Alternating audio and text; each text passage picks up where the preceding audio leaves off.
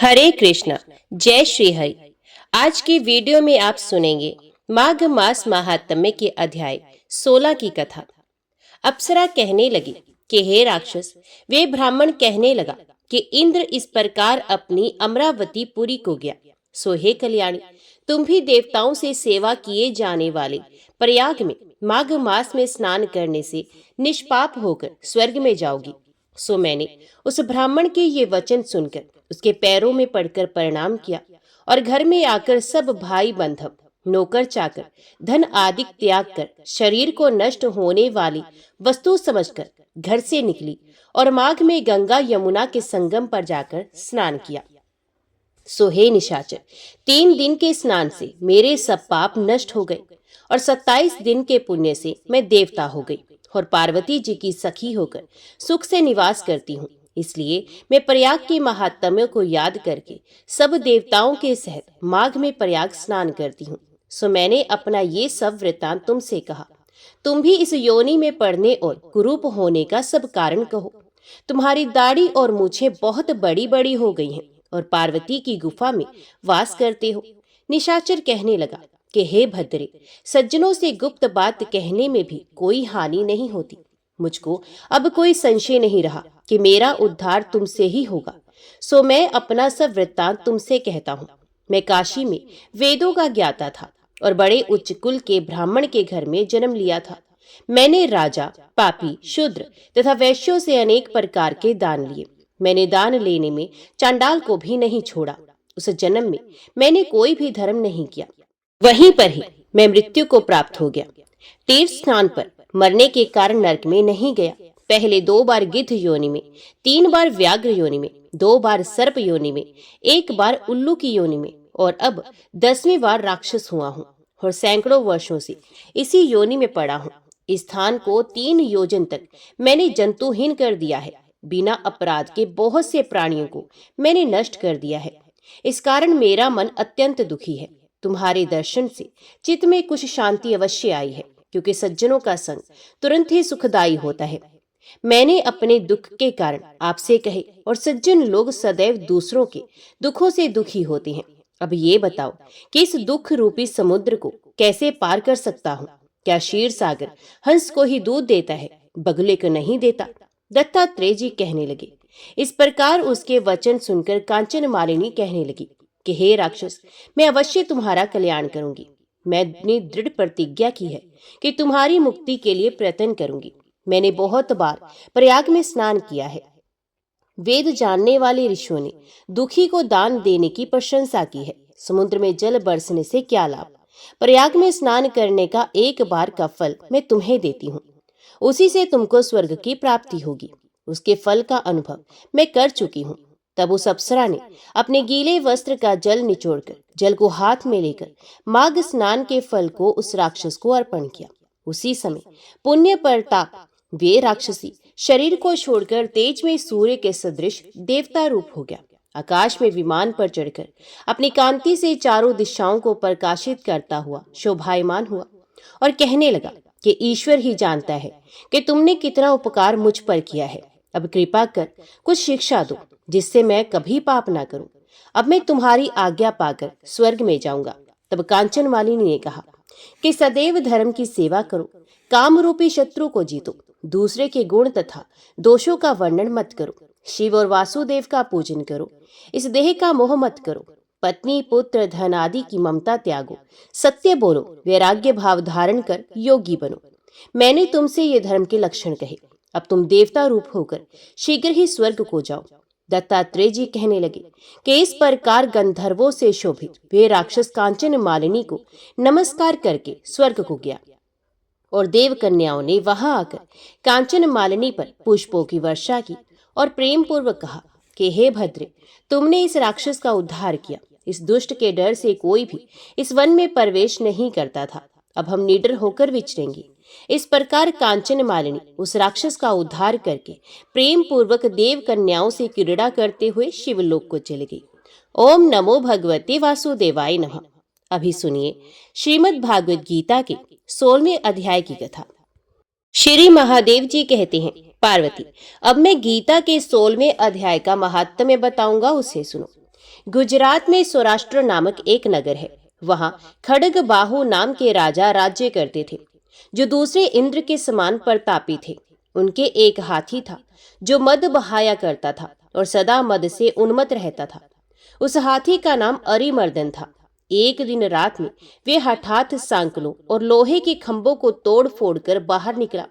हाथीवान उसके दोनों ओर अंकुश लेकर डरा रहे थे, किंतु क्रोधवश उन सबकी अवहेलना करके उसने अपने रहने के स्थान हथीसार को ढहा दिया। उस पर चारों ओर से भालों की मार पड़ रही थी, फिर भी हाथीवान ही डरे हुए थे। हाथी को तनिक भी भय नहीं होता था। इस कौतूहलपूर्ण घटना को सुनकर राजा स्वयं हाथी को मनाने की कला में निपुण राजकुमारों के साथ वहां आए। आकर उन्होंने उस बलवान दैतेले हाथी को देखा। नगर के निवासी अन्य काम धंधों की चिंता छोड़ अपने बालकों को भय से बचाते हुए बहुत दूर खड़े होकर उस महाभयंकर गजराज को देखते रहे। इसी समय कोई ब्राह्मण तालाब से नहाकर उसी मार्ग से लौटे। वे गीता के 16वें अध्याय के कुछ श्लोकों का जप कर रहे थे। पूर्ववासियों और पिलवानों ने उन्हें बहुत मना किया, किंतु उन्होंने किसी को नहीं मानी। उन्हें हाथी से भय नहीं था, इसलिए वे विचलित नहीं हुए। उधर हाथी अपने फुतकार से चारों दिशाओं को व्याप्त करता हुआ लोगों को कुचल रहा था। ये ब्राह्मण उसके बहते हुए मद को हाथ से छूकर कुशल पूर्वक निकल गए। इससे वहां राजा तथा देखने वाले पूर्ववासियों के मन में इतना विस्मय हुआ कि उसका वर्णन नहीं हो सकता। राजा के कमल नेत्र चकित हो उठे थे। उन्हें ब्राह्मण को बुलाकर सवारी से उतरकर उन्हें प्रणाम किया और पूछा, ब्राह्मण, आज आपने ये महान अलौकिक कार्य किया, क्योंकि इस काल के समान भयंकर गजराज के सामने से आप सकुशल लौट आए हैं। प्रभु, आप किस देवता का पूजन तथा किस मंत्र का जप करते हैं? बताइए, आपने कौन सी सिद्धि प्राप्त की है? ब्राह्मण ने कहा, राजन, मैं प्रतिदिन गीता के 16वें अध्याय के कुछ श्लोकों का जप किया करता हूँ। उसी से ये सारी सिद्धियां प्राप्त हुई हैं। श्री महादेव जी कहते हैं, तब हाथी का कौतूहल देखने की इच्छा छोड़कर राजा ब्राह्मण देवता को साथ ले अपने महल में आए।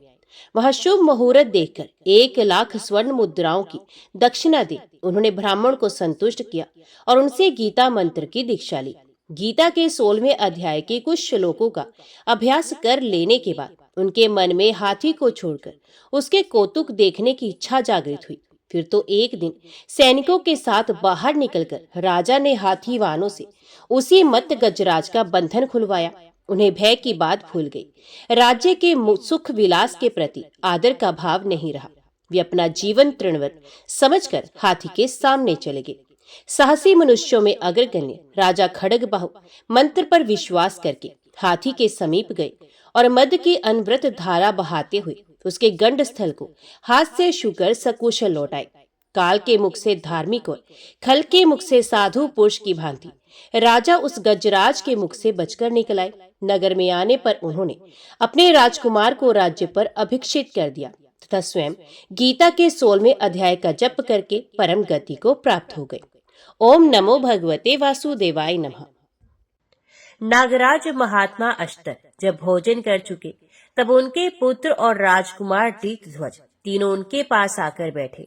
नागराज ने मन को प्रिय लगने वाली बातें कहकर अपने पुत्रों के सखा को प्रसन्न किया और पूछा, आयुष्मान, आज तुम मेरे घर पर आए हो तथा जिससे तुम्हें सुख मिले ऐसी किसी वस्तु के लिए यदि तुम्हारी इच्छा हो तो बताओ।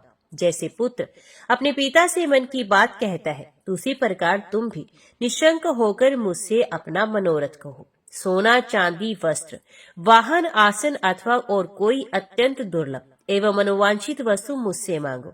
कुवलाश्व ने कहा, भगवान, आपके प्रसाद से मेरे पिता के घर में आज भी स्वर्ण आदि सभी बहुमूल्य वस्तुएं मौजूद हैं। इन सब वस्तुओं की मुझे आवश्यकता नहीं है। जब तक पिताजी हजारों वर्षों तक पृथ्वी का शासन करते हैं और आप पाताल लोक का राज्य करते हैं, तब तक मेरा मन याचना करने के लिए उत्सुक नहीं हो सकता। जिनके पिता जीवित हैं, वे परम सौभाग्यशाली और पुण्य आत्मा है। भला मेरे पास क्या नहीं है? सज्जन, मित्र, निरोग शरीर, धन और यौवन, सभी कुछ तो है। जो इस बात की चिंता ना करके कि मेरे घर में धन है या नहीं, पिता की भुजाओं की छत्र छाया में रहते हैं, वे ही सुखी है।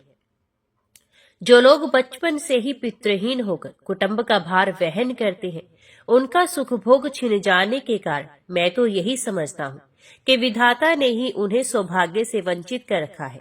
मैं तो आपकी कृपा से पिताजी के दिए हुए धन रत्न आदि के भंडार में से प्रतिदिन याचकों को उनकी इच्छा के अनुसार दान देता रहता हूँ। यहाँ आकर मैंने अपने मुकुट से जो आपके दोनों चरण का स्पर्श किया तथा आपके शरीर से मेरा स्पर्श हुआ, इसी से मैं सब कुछ पा गया। राजकुमार का ये विनय युक्त वचन सुनकर नागराज अश्तर ने प्रेम पूर्वक कहा, यदि मुझसे रत्न और स्वर्ण आदि लेने का तुम्हारा मन नहीं होता तो कोई और वस्तु जो तुम्हारे मन को प्रसन्न कर सके वो मांगो, मैं तुम्हें अवश्य दूंगा। कुलाश्व ने कहा, भगवान, आपके प्रसाद से मेरे घर में सब कुछ है। विशेषतः आपके दर्शन से मुझे सब कुछ मिल गया। आप देवता है, मैं मनुष्य। आपने अपने शरीर से जो मेरा आलिंगन किया, इसी से मैं कृत्य हूँ। मेरा जीवन सफल हो गया। नागराज, आपकी चरण धूलि ने जो मेरे मस्तक पर अपना स्थान बनाया है, उसी से मैंने क्या नहीं पा लिया। यदि आपको मुझे मनवांछित वर देना ही है तो यही दीजिए कि मेरे हृदय से पुण्य कर्मों का संस्कार कभी दूर ना हो। अश्तर बोले, विद्वान, ऐसा ही होगा। तुम्हारी बुद्धि धर्म में लगी रहेगी। तथापि इस समय तुम मेरे घर में आए हो, इसलिए तुम्हें मनुष्य लोक में जो वस्तु दुर्लभ प्रतीत होती हो वही मुझसे मांग लो। उनकी ये बात सुनकर राजकुमार ऋतध्वज अपने दोनों मित्र नागकुमारों के मुख की ओर देखने लगे। तब उन दोनों ने पिता को प्रणाम करके राजपुत्र का जो अभीष्ट था उसे स्पष्ट रूप से कहना आरंभ कर दिया। नागकुमार बोले, पिताजी, गंधर्व राजकुमारी मदालसा इनकी प्यारी पत्नी थी। उसको किसी दुष्ट बुद्धि वाले दुरात्मा दानव ने, जो इनके साथ वैर रखता था, धोखा दिया। उसने उसी दानव के मुख से इनकी मृत्यु का समाचार सुनकर अपने प्यारे प्राणों का त्याग कर दिया। तब इन्होंने अपनी पत्नी के प्रति कृतज्ञ होकर ये प्रतिज्ञा कर ली कि अब मदालसा को छोड़कर दूसरी कोई स्त्री मेरी पत्नी नहीं हो सकती। पिताजी, ये वीर ऋतध्वज आज उसी सर्वांग सुंदरी मदालसा को देखना चाहते हैं। यदि ऐसा किया जा सके तो इनका मनोरथ पूर्ण हो सकता है। तब नागराज उस घर में छिपाई हुई मदालसा को ले आए और राजकुमार को उसे दिखाया तथा पूछा, ऋतध्वज, ये तुम्हारी पत्नी मदालसा है या नहीं? उसे देखते ही राजकुमार लज्जा छोड़कर उठे, हाय प्रिय, कहते हुए उसकी ओर बढ़े। तब नागराज ने उसे रोका और मदालसा के मरकर जीवित होने की सारी बातें कह सुनाई। फिर तो राजकुमार ने प्रसन्न होकर अपनी प्यारी पत्नी को ग्रहण किया। तदंतर उनके स्मरण करते ही उनका प्यारा अश्व वहां पहुंचा। उस समय नागराज को प्रणाम करके वे अश्व पर आरूढ़ हुए और मदालसा के साथ अपने नगर को चले गए। वहां पहुंचकर उन्होंने अपने पिता माता से उसके मरकर जीवित होने का सब समाचार निवेदन किया। कल्याण में मदालसा ने भी सास ससुर के चरणों में प्रणाम किया तथा अन्य स्वजनों को भी यथा योग्य सम्मान दिया। तत्पश्चात उस नगर में पूर्ववासियों के यहाँ बहुत बड़ा उत्सव हुआ। इसके बाद बहुत समय बीतने के पश्चात महाराज शत्रुजित पृथ्वी का भलीभांति पालन करके परलोकवासी हो गए। तब पूर्ववासियों ने उनके महात्मा पुत्र ऋतध्वज को, जिनके आचरण तथा व्यवहार बड़े ही उदार थे, राजपद पर अभिषिक्त किया। वे भी अपनी प्रजा का औरस पुत्रों की भांति पालन करने लगे। तदंतर मदालसा के गर्भ से प्रथम पुत्र उत्पन्न हुआ। राजा ने उसका नाम विक्रांत रखा। इसे कुटुंब के सब लोग बड़े प्रसन्न हुए, किंतु मदालसा वे नाम सुनकर हंसने लगी। उसने उत्तान सोकर जोर जोर से रोते हुए शिशु को बहलाने की व्याज से इस प्रकार कहना आरंभ किया, हे तात, तू तो शुद्ध आत्मा है, तेरा कोई नाम नहीं। ये कल्पित नाम तो तुझे अभी मिला है। ये शरीर भी 5 भूतों का बना है, ना ये तेरा है ना तू इसका है। फिर किस लिए रो रहा है? अथवा तू नहीं रोता? ये शब्द तो राजकुमार के पास पहुंचकर अपने आप ही प्रकट होता है। तेरी संपूर्ण इंद्रियों में जो भांति भांति के गुण अवगुणों की कल्पना होती है, वे भी 5 भौतिक ही है। जैसे इस जगत में अत्यंत दुर्बल भूत अन्य भूतों के सहयोग से वृद्धि को प्राप्त होते हैं, उसी प्रकार अन्न और जल आदि भौतिक पदार्थों को देने से पुरुष के 5 भौतिक शरीर की ही पुष्टि होती है। इससे तुझ शुद्ध आत्मा की ना तो वृद्धि होती है न हानि ही होती है। तो अपने उस चोले अथवा इस देह रूपी चोले के जीर्ण शीर्ण होने पर मोह ना करना। शुभाशुभ कर्मों के अनुसार ये देह प्राप्त हुआ है।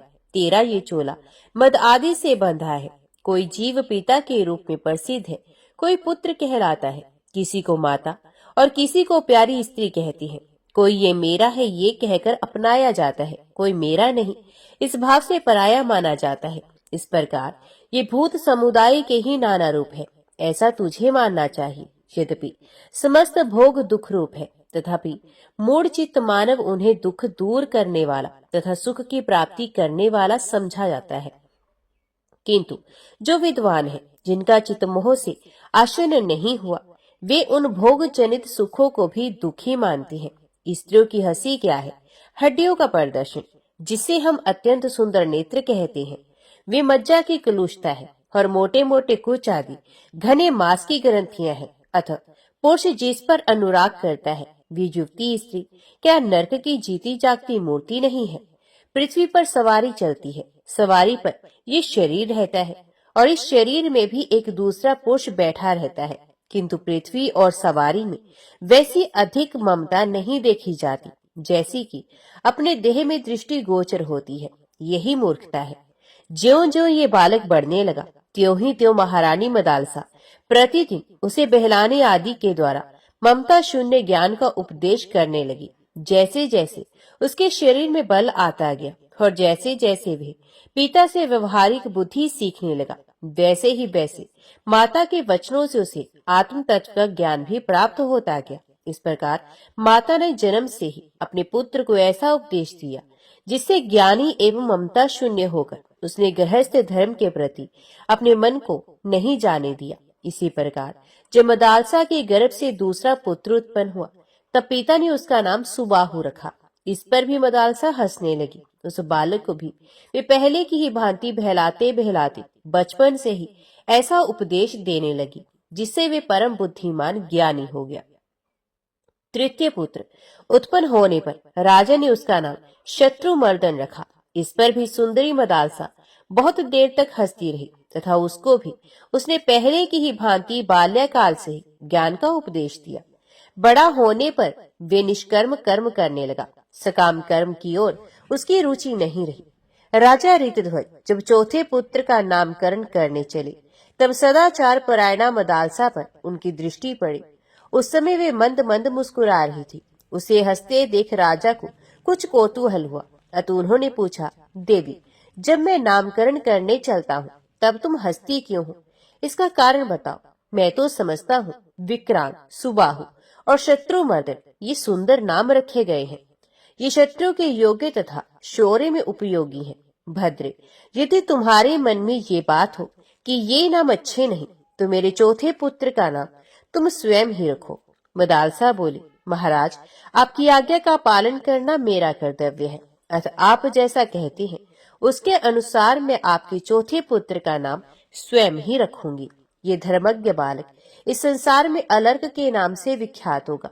आपका ये कनिष्ठ पुत्र बड़ा विद्वान होगा।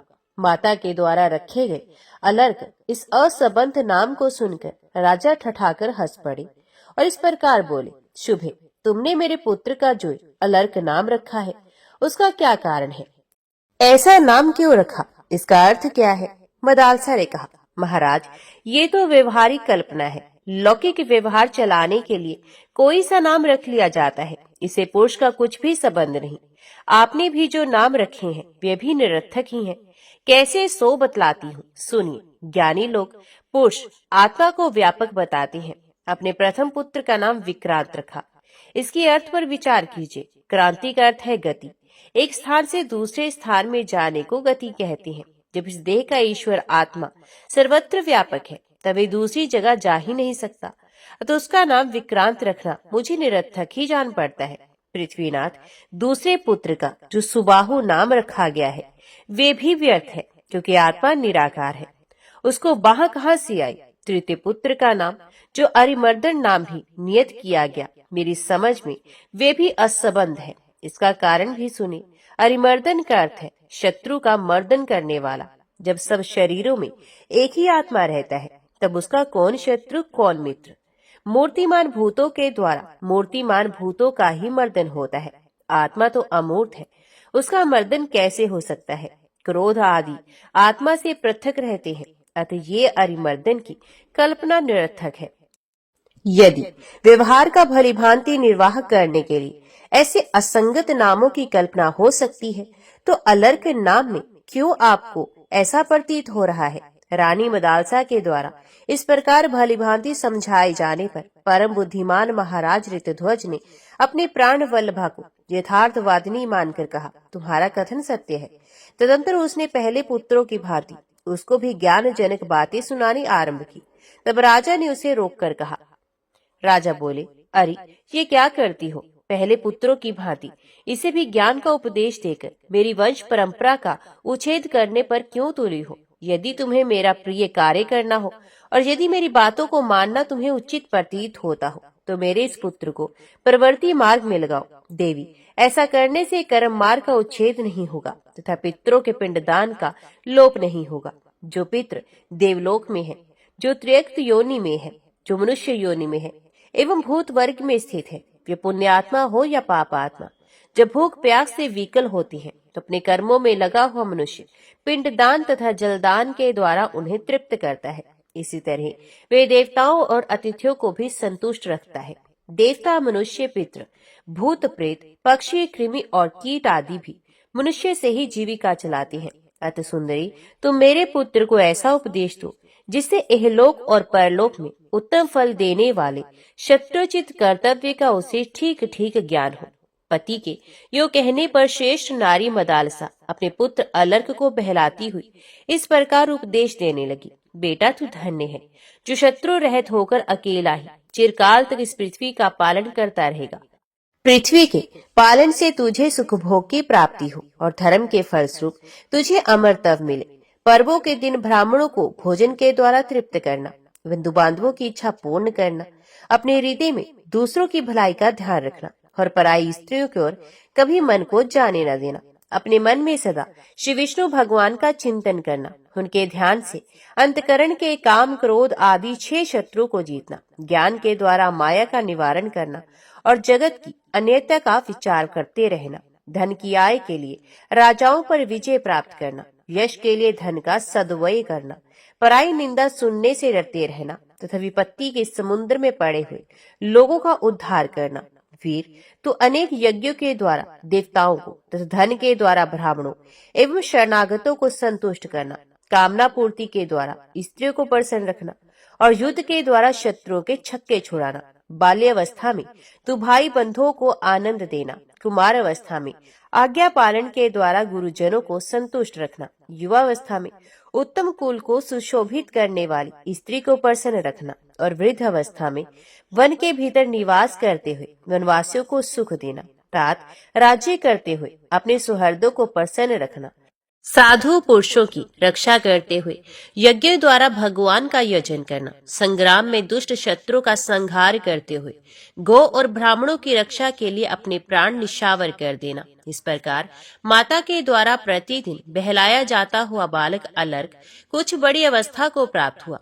कुमार अवस्था में पहुंचने पर उसका उपनयन संस्कार हुआ। तत्पश्चात उस बुद्धिमान राजकुमार ने माता को प्रणाम करके कहा, माँ, मुझे इस लोक और परलोक में सुख प्राप्त करने के लिए यहाँ क्या करना चाहिए, ये सब मुझे बताओ। मदालसा ने कहा, बेटा, राज्याभिषेक होने पर राजा को उचित है कि वे अपने धर्म के अनुकूल चलता हुआ आरंभ से ही प्रजा को प्रसन्न रखे, सातों व्यसनों का परित्याग कर दे, क्योंकि वे राजा का मूलोच्छेद करने वाले हैं। अपनी गुप्त मंत्रणा के बाहर फूटने से उसके द्वारा लाभ उठाकर शत्रु आक्रमण कर देते हैं, तथा ऐसा ना होने देकर शत्रु से अपनी रक्षा करें। जैसे रथी रथ की गति वक्र होने पर 8 प्रकार से नाश को प्राप्त होता है, उसके ऊपर 8 दिशाओं से प्रहार होने लगता है, उसी प्रकार गुप्त मंत्रणा के बाहर फूटने पर राजा के 8 वर्गों का निश्चय ही नाश होता है। राजा को इस बात का भी पता लगाते रहना चाहिए कि शत्रु द्वारा उत्पन्न किए गए दोष से अथवा शत्रु के बहकावे में आकर अपने मंत्रियों में से कौन दुष्ट हो गया है और कौन अदुष्ट, कौन अपना साथी है, कौन शत्रु से मिला हुआ। इसी प्रकार बुद्धिमान चरण नियुक्त करके शत्रु के चरों पर भी प्रयत्न पूर्वक दृष्टि रखनी चाहिए। राजा को अपने मित्रों तथा माननीय बंधु बांधवों पर भी पूर्णत विश्वास नहीं करना चाहिए, किंतु काम आ पड़ने पर उसे शत्रु पर भी विश्वास कर लेना चाहिए। किस अवस्था में शत्रु पर चढ़ाई ना करके अपने स्थान पर स्थित रहना उचित है, क्या करने से अपनी वृद्धि होगी और किस कार्य से अपनी हानि होने की संभावना है, इन सब बातों का राजा को ज्ञान होना चाहिए। वे 6 गुणों का उपयोग करना जाने और कभी काम के अधीन ना हो। राजा पहले अपने आत्मा को, फिर मंत्रियों को जीते, तत्पश्चात अपने से भरण पोषण पाने वाले कुटुंबी जनों एवं सेवकों के हृदय पर अधिकार प्राप्त करे। तदंतर पूर्ववासियों को अपने गुणों से जीते। ये सब हो जाने पर शत्रुओं के साथ विरोध करे। जो इन सबको जीते बिना ही शत्रु पर विजय पाना चाहता है, वे अपनी आत्मा तथा मंत्रियों पर अधिकार न रखने के कारण शत्रु समुदाय के वश में पड़कर कष्ट भोगता है। इसलिए बेटा, पृथ्वी का पालन करने वाले राजा को पहले काम आदि शत्रुओं को जीतने की चेष्टा करनी चाहिए। उनके जीत लेने पर विजय अवश्यंभावी है। यदि राजा ही उनके वश में हो गया तो वे नष्ट हो जाता है। काम, क्रोध, लोभ, मद, मान और हर्ष ये राजा का विनाश करने वाले शत्रु हैं। राजा पांडु काम में आसक्त होने के कारण मारे गए तथा अनुहाद क्रोध के कारण ही अपने पुत्र से हाथ धो बैठा। ये विचार कर अपने को काम और क्रोध से अलग रखे। राजा पूर्वा लोभ से मारे गए और वेन को मद के कारण ही ब्राह्मणों ने मार डाला। अना आयुष के पुत्र को मान के कारण प्राणों से हाथ धोना पड़ा तथा पुरंजे की मृत्यु हर्ष के कारण हुई। किंतु महात्मा मरुत ने इन सबको जीत लिया था, इसलिए वे संपूर्ण विषय पर विजयी हुई। ये सोचकर राजा उपयुक्त दोषों का सर्वथा त्याग करे। वे कोए, कोयल, भोरे, हरिण, सांप, मोर, हंस, मुर्गे और लोहे के व्यवहार से शिक्षा ग्रहण करे। राजा अपने शत्रु के प्रति उल्लू का सा बर्ताव करे। जैसे उल्लू पक्षी रात में सोए कोए पर चुपचाप धावा करता है, उसी प्रकार राजा शत्रु की असावधान दशा में ही उस पर आक्रमण करे तथा समय अनुसार चींटी की सी चेष्टा करे। धीरे धीरे आवश्यक वस्तुओं का संग्रह करता रहे। राजा को आग की चिंगारियों तथा सेमल के बीज से कर्तव्य की शिक्षा लेनी चाहिए। जैसे आग की छोटी सी चिंगारी बड़े से बड़े वन को जला डालने की शक्ति रखती है, उसी प्रकार छोटा सा शत्रु भी यदि दबाया ना जाए तो बहुत बड़ी हानि कर सकता है। जैसे छोटा सा सेमल का बीज एक महान वृक्ष के रूप में परिणित होता है, उसी प्रकार लघु शत्रु भी समय आने पर अत्यंत प्रबल हो जाता है। अतः दुर्बल अवस्था में ही उसे उखाड़ फेंकना चाहिए। जैसे चंद्रमा और सूर्य अपनी किरणों का सर्वत्र समान रूप से प्रसार करते हैं, उसी प्रकार नीति के लिए राजा को भी समस्त प्रजा पर समान भाव रखना चाहिए। वैश्या, कमल, शर्प, शूलिका, गर्भिणी स्त्री के स्तन तथा ग्वाले की स्त्री से भी राजा को बुद्धि सीखनी चाहिए। राजा वैश्या की भांति सबको प्रसन्न रखने की चेष्टा करे। कमल पुष्प के समान सबको अपनी ओर आकृष्ट करे। शर्व के समान पराक्रमी बने। शूलिका की भांति सहसा शत्रु का विध्वंस करे। जैसे गर्भिणी के स्तन में भावी संतान के लिए दूध का संग्रह होने लगता है, उसी प्रकार राजा भविष्य के लिए संचयशील बने। और जिस प्रकार ग्वाले की स्त्री दूध से नाना प्रकार के खाद्य पदार्थ तैयार करती है, वैसे ही राजा को भी भांति भांति की कल्पना में पट्टू होना चाहिए। वे पृथ्वी का पालन करते समय इंद्र, सूर्य, यम, चंद्रमा तथा वायु इन पांचों के रूप में धारण करे।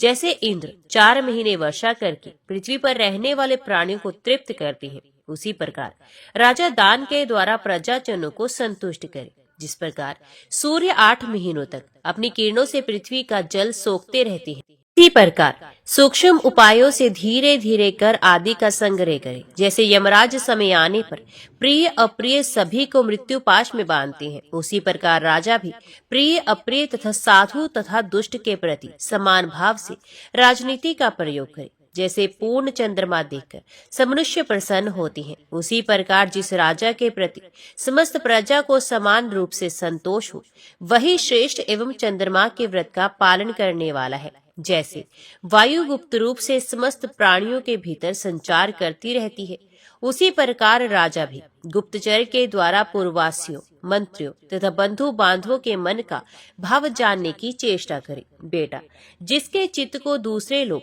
लोभ, कामना अथवा अर्थ से नहीं खींच सकते, वे राजा स्वर्गलोक में जाता है। जो अपने धर्म से विचलित हो कुमार्ग पर जाने वाले मूर्ख मनुष्यों को फिर धर्म में लगाता है, वे राजा स्वर्ग में जाता है। वत्स, जिसके राज्य में वर्ण धर्म और आश्रम धर्म को हानि नहीं पहुंचती, उसे इस लोक और परलोक में भी सनातन सुख प्राप्त होता है। स्वयं दुष्ट बुद्धि पुरुषों द्वारा धर्म से विचलित ना होकर ऐसे लोगों को अपने धर्म में लगाना ही राजा का सबसे बड़ा कर्तव्य है और यही उसे सिद्धि प्रदान करने वाला है। राजा सब प्राणियों का पालन करने से ही कृत्य होता है। जो यत्न पूर्वक भलीभांति प्रजा का पालन करने वाला है, ये प्रजा के धर्म का भागी होता है। जो राजा इस प्रकार चारों वर्णों की रक्षा में तत्पर रहता है, ये सर्वत्र सुखी होकर विचरता है और अंत में उसे इंद्रलोक की प्राप्ति होती है।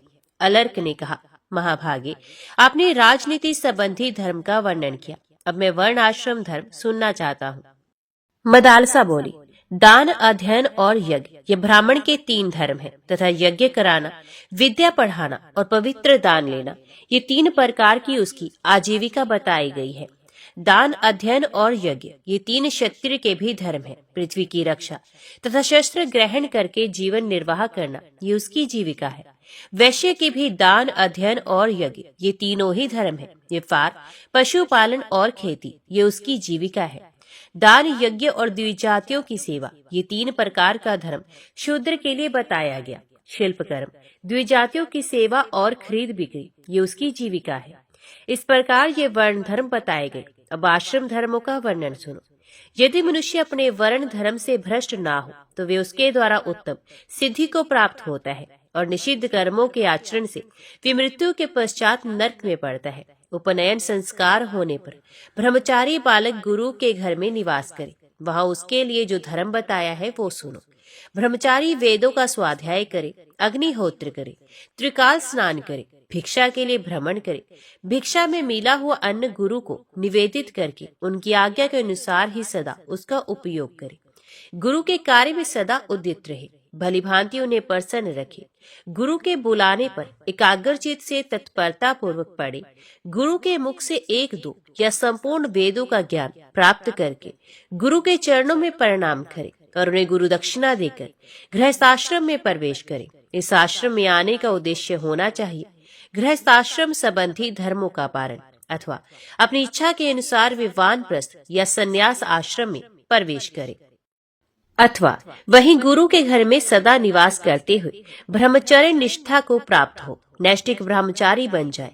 गुरु के ना रहने पर उनके पुत्र की और पुत्र के ना रहने पर उनके प्रधान शिष्य की सेवा करे, अभिमान शून्य होकर ब्रह्मचर्य आश्रम में रहे। आश्रम से निकले तब अपने अनुरूप निरोग स्त्री से विधि पूर्वक विवाह करे। वे स्त्री अपने समान गोत्र और पर्वर की ना हो, उसके किसी अंग में न्यून अधिकता अथवा कोई विकार ना हो। गृहस्थाश्रम का ठीक ठीक संचालन करने के लिए ही विवाह करना चाहिए। अपने पराक्रम से धन पैदा करके देवता, पितृ एवं अतिथियों को भक्ति पूर्वक भली भांति तृप्त करे तथा अपने आश्रितों का भरण पोषण करता रहे। भृत्य, पुत्र, कुल की स्त्रियां, दीन, अंध और पतित मनुष्यों को तथा पशु पक्षियों को भी यथाशक्ति अन्न देकर उनका पालन करे। गृहस्थ का ये धर्म है कि वे ऋतु काल में स्त्री सहवास करे, अपनी स्त्री के अनुसार 5 यज्ञों का अनुष्ठान न छोड़े, अपने विभव के अनुसार पितृ, देवता, अतिथि एवं कुटुंबी जनों के भोजन करने से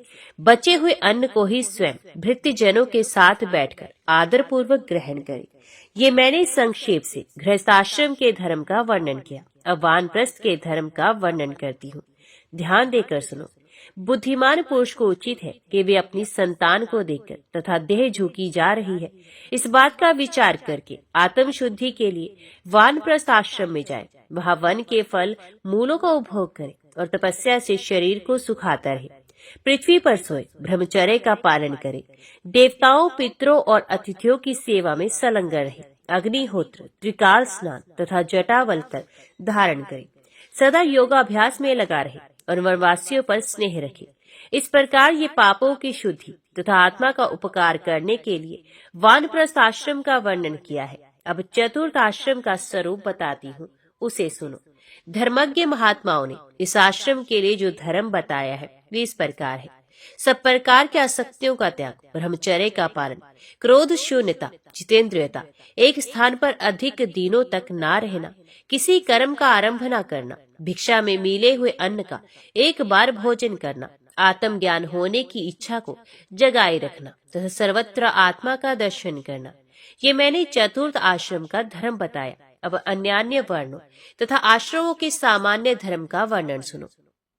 सत्य, शौच, अहिंसा, दोष दृष्टि का अभाव, क्षमा, क्रूरता का अभाव, दीनता का ना होना तथा संतोष धारण करना, ये वर्ण और आश्रमों के धर्म संक्षेप से बताए गए हैं। जो पुरुष अपने वर्ण और आश्रम संबंधी धर्म को छोड़कर उसके विपरीत आचरण करता है, वे राजा के लिए दंडनीय है।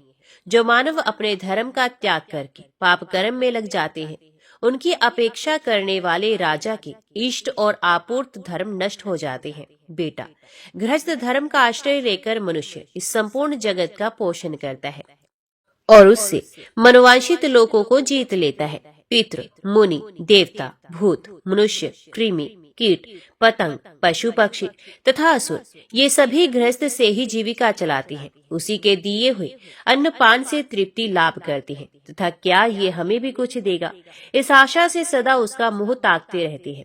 वत्स, वेदत्रीय रूप धेनु सबकी आधारभूता है। उसी में संपूर्ण विश्व प्रतिष्ठित है तथा वही विश्व की उत्पत्ति का कारण मानी गई है। ऋग्वेद उसकी पीठ, यजुर्वेद उसका मध्य भाग तथा सामवेद उसका मुख और गर्दन है। इष्ट और आपूर्त धर्म ही उसके दो सींग हैं। अच्छी अच्छी सूक्तियां उस धेनु के रोम है। शांति कर्म गोबर और पुष्टि कर्म उसका मूत्र है। आकार आदि वर्ण उसके अंगों के आधारभूत चरण है। संपूर्ण जगत का जीवन उसी से चलता है। विवेदत्रीय रूप धेनु अक्षय है, उसका कभी क्षय नहीं होता। स्वाहा, स्वधा, वष्टकार तथा हंतकार, ये उसके 4 स्तन हैं। स्वाहा रूप स्तन को देवता, स्वधा को पितृ, वष्टकार को मुनि तथा हंतकार रूप स्तन को मनुष्य सदा पीते हैं। इस प्रकार ये त्रयमयी धेनु सबको तृप्त करती है। जो मनुष्य उन देवता आदि की वृत्ति का उच्छेद करता है, ये अत्यंत पापाचारी है। उसे अंधता मिश्र एवं तामिश्र नरक में गिरना पड़ता है। जो इस धेनु को इसके देवता आदि वस्त्रों से मिलाता है और उन्हें उचित समय पर पीने का अवसर देता है, वे स्वर्ग में जाता है। अतः बेटा, जैसे अपने शरीर का पालन पोषण किया जाता है, उसी प्रकार मनुष्य को प्रतिदिन देवता, ऋषि, पितृ, मनुष्य तथा अन्य भूतों का भी पोषण करना चाहिए। इसलिए प्रातः काल स्नान करके पवित्र हो एकाग्र चित्त से जल द्वारा देवता, ऋषि, पितृ और प्रजापति का तर्पण करना चाहिए। मनुष्य फूल, गंध और धूप आदि सामग्रियों से देवताओं की पूजा करके आहुति के द्वारा अग्नि को तृप्त करे, तत्पश्चात बलि दे। ब्रह्मा और विश्व देवों के उद्देश्य से घर के मध्य भाग में बलि अर्पण करे। पूर्व और उत्तर के कोण में मनवंतर के लिए बलि प्रस्तुत करे। पूर्व दिशा में इंद्र को, दक्षिण दिशा में यम को, पश्चिम में वरुण को, उत्तर में सोम को बलि दे। घर के दरवाजे पर धाता और विधाता के लिए बलि अर्पण करे। घर के बाहर चारों ओर अर्यमा देवता के निमित्त बलि प्रस्तुत करे। निशाचरों और भूतों को आकाश में बलि दे। गृहस्थ पुरुष एकाग्रचित हो दक्षिण दिशा की ओर मुंह करके तत्परता पूर्वक पितरों के उद्देश्य से पिंड दे। तदंतर विद्वान पुरुष जल लेकर उन्हीं स्थानों पर उन्हीं देवताओं के उद्देश्य से आचमन के लिए जल छोड़े। इस प्रकार गृहस्थ पुरुष घर में पवित्रता पूर्वक गृह देवताओं के उद्देश्य से बलि देकर अन्य भूतों की तृप्ति के लिए आदर पूर्वक अन्न का त्याग करे। कुत्तों, चांडालों तथा पक्षियों के लिए पृथ्वी पर अन्न रखते वे वैश्वदेव नामक कर्म है। इसे प्रातःकाल और सायंकाल आवश्यक बताया गया है। इसके बाद बुद्धिमान पुरुष आचमन करके कुछ काल तक अतिथि की प्रतीक्षा करते हुए घर के दरवाजे की ओर दृष्टि रखे। यदि कोई अतिथि वहां आ जाए तो यथाशक्ति अन्न, जल, गंध, पुष्प आदि के द्वारा उसका सत्कार करे। अपने ग्रामवासी पुरुष को या मित्र को अतिथि ना बनाए जिसके कुल और नाम आदि का ज्ञान ना हो, जो उसी समय वहां उपस्थित हुआ हो, भोजन की इच्छा रखता हो, थका मांदा आया हो, अन्न मांगता हो, ऐसे अकिंचन ब्राह्मण को अतिथि कहते हैं। विद्वान पुरुषों को उचित है कि वे अपनी शक्ति के अनुसार उस अतिथि का पूजन करें। उसका गोत्र और शाखा ना पूछे, उसने कहाँ तक अध्ययन किया है इसकी जिज्ञासा भी ना करे। उसकी आकृति सुंदर हो या असुंदर, उसे साक्षात प्रजापति ही समझे। वे नित्य स्थित नहीं रहता, इसलिए उसे अतिथि कहते हैं। उसकी तृप्ति होने पर गृहस्थ पुरुष मनुष्य यज्ञ के ऋण से मुक्त हो जाता है। जो उस अतिथि को अन्न दिए बिना ही स्वयं भोजन करता है, वे मनुष्य पाप भोजी है। वे केवल पाप भोजन करता है और दूसरे जन्म में उसे विष्ठा खानी पड़ती है। अतिथि जिसके घर से निराश होकर लौटता है उसको अपना पाप दे स्वयं उसका पुण्य लेकर चल देता है। अतः मनुष्य को उचित है वे जल और साग देकर अथवा स्वयं जो कुछ खाता है उसी से अपनी शक्ति के अनुसार आदर पूर्वक अतिथि का पूजन करे। गृहस्थ पुरुष प्रतिदिन पितरों के उद्देश्य से अन्न और जल के द्वारा श्राद्ध करे और अनेक या एक ब्राह्मण को भोजन कराए। अन्न में से अग्रासन निकालकर ब्राह्मण को दे। ब्रह्मचारी और सन्यासी जब भिक्षा मांगने के लिए आए तब उन्हें भिक्षा अवश्य दे। 1 ग्रास अन्न को भिक्षा, 4 ग्रास अन्न को अग्रासन और अग्रासन से चौगुने अन्न को श्रेष्ठ द्विज हंतकार कहते हैं। भोजन में से अपने वैभव के अनुसार हंतकार, अग्रासन अथवा भिक्षा दिए बिना कदापि उसे ग्रहण न करे। अतिथियों का पूजन करने के बाद प्रियजनों, कुटुंबियों, भाई बंधुओं, याचकों, आकुल व्यक्तियों, बालकों, वृद्धों तथा रोगियों को भोजन कराए। इनके अतिरिक्त यदि कोई दूसरा अकिंचन मनुष्य भी भूख से व्याकुल होकर अन्न की याचना करता हो तो गृहस्थ पुरुष वैभव होने पर उसे अवश्य भोजन कराए।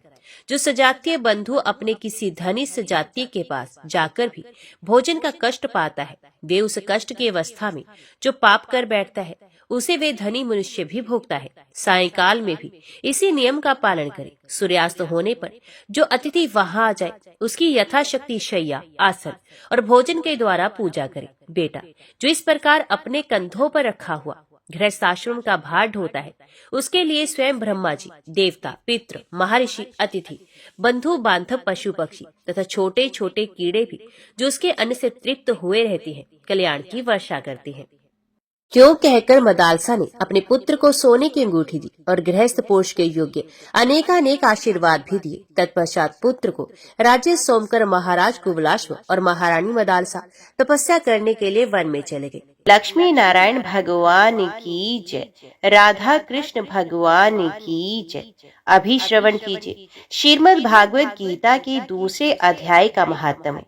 श्री भगवान कहते हैं, हे लक्ष्मी, प्रथम अध्याय का महात्म्य का उत्तम उपाख्यान मैंने तुम्हें सुना दिया। अब अन्य अध्यायों के महात्म्य श्रवण करो। दक्षिण दिशा में वेद वेता ब्राह्मणों के पुरंदरपुर नामक नगर में श्रीमान देव शर्मा नामक एक विद्वान ब्राह्मण रहते थे। वे अतिथियों के पूजक, स्वाध्यायशील, वेद शास्त्रों के विशेषज्ञ, यज्ञों का अनुष्ठान करने वाले और तपस्वियों के सदा ही प्रिय थे। उन्होंने उत्तम द्रव्यों के द्वारा अग्नि में हवन करके दीर्घ काल तक देवताओं को तृप्त किया, किंतु उन धर्मात्मा ब्राह्मण को कभी सदा रहने वाली शांति नहीं मिली। वे परम कल्याण में तत्व का ज्ञान प्राप्त करने की इच्छा से प्रतिदिन प्रचुर सामग्रियों के द्वारा सत्य संकल्प वाले तपस्वियों की सेवा करने लगे। इस प्रकार शुभ आचरण करते हुए उन्हें बहुत समय बीत गया। तदंतर एक दिन पृथ्वी पर उनके समक्ष एक त्यागी महात्मा प्रकट हुए। वे पूर्ण अनुभवी, आकांक्षा रहित, नासिका के अग्र भाग पर दृष्टि रखने वाले तथा शांत चित्त थे। निरंतर परमात्मा के चिंतन में संलग्न हो वे सदा आनंद विभोर रहते थे। देव शर्मा ने उन नित्य संतुष्ट तपस्वी को शुद्ध भाव से प्रणाम किया और पूछा, महात्मन, मुझे शांतिमय स्थिति कैसे प्राप्त होगी? तब उन आत्मज्ञानी संत ने देव शर्मा को सोपुर ग्राम के निवासी मित्रवान का, जो बकरियों का चरवाहा था, परिचय दिया और कहा, वही तुम्हें उपदेश देगा। ये सुनकर देव शर्मा ने महात्मा के चरणों की वंदना की और समृद्धिशाली सोपुर ग्राम में पहुंचकर उसके उत्तर भाग में एक विशाल वन को देखा। उसी वन में नदी के किनारे एक शिला पर मित्रवान बैठा था। उसके नेत्र आनंद तिरेक से निश्चल हो रहे थे। वे अपलक दृष्टि से देख रहा था। वे स्थान आपस का स्वाभाविक वैर छोड़कर एकत्रित हुए परस्पर विरोधी जंतुओं से घिरा था। वहां उद्यान में मंद मंद वायु चल रही थी। मृगों के झुंड शांत भाव से बैठे थे और मित्रवान दया से भरी हुई आनंद में मनोहारिणी दृष्टि से पृथ्वी पर मानो अमृत छिड़क रहा था। इस रूप में उसे देखकर देव शर्मा का मन प्रसन्न हो गया। वे उत्सुक होकर बड़ी विनय के साथ मित्रवान के पास गए। मित्रवान ने भी अपने मस्तक को किंचित नवा नवाकर देव शर्मा का सत्कार किया। तदंतर विद्वान देव शर्मा अनन्य चित्त से मित्रवान के समीप गए और जब उसके ध्यान का समय समाप्त हो गया, उस समय उन्होंने अपने मन की बात पूछी। महाभाग, मैं आत्मा का ज्ञान प्राप्त करना चाहता हूँ। मेरे इस मनोरथ की पूर्ति के लिए मुझे किसी ऐसे उपाय का उपदेश कीजिए जिसके द्वारा सिद्धि प्राप्त हो चुकी हो। देव शर्मा की बात सुनकर मित्रवान ने एक क्षण तक कुछ विचार किया। उसके बाद इस प्रकार कहा, विद्वन, एक समय की बात है, मैं वन के भीतर बकरियों की रक्षा कर रहा था। इतने में ही एक भयंकर व्याघ्र पर मेरी दृष्टि पड़ी, जो मानो सबको ग्रस लेना चाहता था। मैं मृत्यु से डरता था, इसलिए व्याघ्र को आते देख बकरियों के झुंड को आगे करके वहां से भाग गया। किंतु एक बकरी तुरंत ही सारा भय छोड़कर नदी के किनारे उस व्याघ्र के पास बेरोक टोक चली गई। फिर तो व्याघ्र भी द्वेष छोड़कर चुपचाप खड़ा हो गया। उसे इस अवस्था में देखकर बकरी बोली, व्याघ्र, तुम्हें तो अभीष्ट भोजन प्राप्त हुआ है। मेरे शरीर से मांस निकालकर प्रेम पूर्वक खाओ ना। तुम इतनी देर से खड़े क्यों हो? तुम्हारे मन में मुझे खाने का विचार क्यों नहीं हो रहा? व्याघ्र बोला, बकरी, इस स्थान पर आते ही मेरे मन से द्वेष का भाव निकल गया, भूख प्यास भी मिट गई, इसलिए पास आने पर भी अब मैं तुझे खाना नहीं चाहता। व्याघ्र के यो कहने पर बकरी बोली, ना जाने मैं कैसे निर्भय हो गई, इसमें क्या कारण हो सकता है? यदि तुम जानते हो तो बताओ। ये सुनकर व्याघ्र ने कहा, मैं भी नहीं जानता, चलो सामने खड़े हुए इन महापुरुष से पूछे।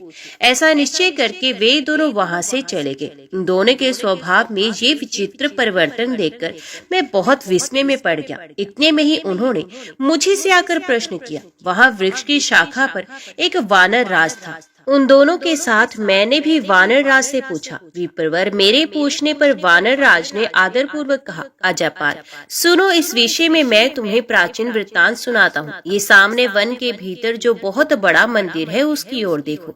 इसमें ब्रह्मा जी का स्थापित किया हुआ एक शिवलिंग है। पूर्व काल में यहाँ सुकर्मा नामक एक बुद्धिमान महात्मा रहते थे, जो तपस्या में संलग्न होकर इस मंदिर में उपासना करते थे। वे वन में से फूलों का संग्रह कर लाते और नदी के जल में पूजनीय भगवान शंकर को स्नान कराकर उन्हीं से उनकी पूजा किया करते थे। इस प्रकार आराधना का कार्य करते हुए सुकर्मा यहाँ निवास करते थे।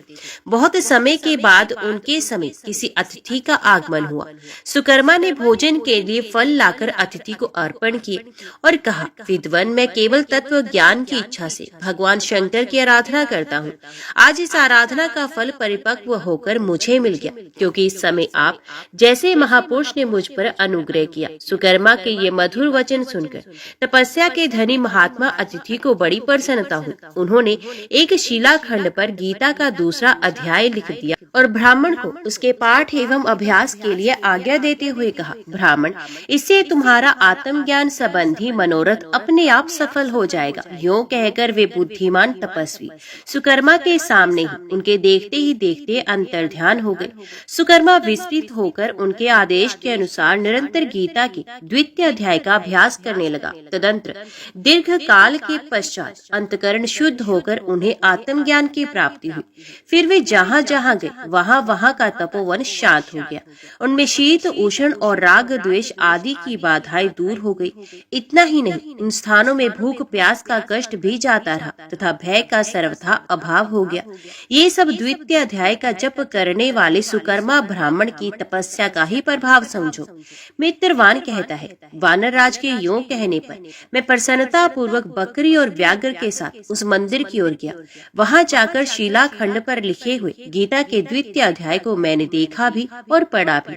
उसी की आवृत्ति करने से मैंने तपस्या का पार पा लिया है। अतः भद्रपुरुष, तुम भी सदा द्वितीय अध्याय की ही आवृत्ति किया करो। ऐसा करने पर मुक्ति तुमसे दूर नहीं रहेगी। श्री भगवान कहते हैं, प्रिय मित्रवान के इस प्रकार आदेश देने पर देव शर्मा ने उसका पूजन किया और उसे प्रणाम करके पुरंदरपुर की राह ली। वहाँ किसी देवालय में पूर्वोक्त आत्मज्ञानी महात्मा को पाकर उन्होंने ये सारा वृत्तांत निवेदन किया और सबसे पहले उन्हीं से द्वितीय अध्याय को पढ़ा। उनसे उपदेश पाकर शुद्ध अंतकरण वाले देव शर्मा प्रतिदिन बड़ी श्रद्धा के साथ द्वितीय अध्याय का पाठ करने लगे। तब से उन्होंने अनवद्य प्रशंसा के योग्य परम पद को प्राप्त किया। ओम नमो भगवते वासुदेवाय नमः। जय श्री राधे कृष्णा। आज की वीडियो में इतना ही। उम्मीद करती हूँ वीडियो आपको पसंद आई होगी। वीडियो पसंद आई हो तो वीडियो को लाइक और चैनल को सब्सक्राइब जरूर कीजिएगा। जय श्री हरि लिखकर कमेंट बॉक्स में अपनी हाजिरी और अपने सुझाव देना ना भूलेगा। तो मिलते हैं अगली कथा अगली वीडियो के साथ। तब तक के लिए देखते व सुनते रहिए। जय मां कंजक, जय माता दी।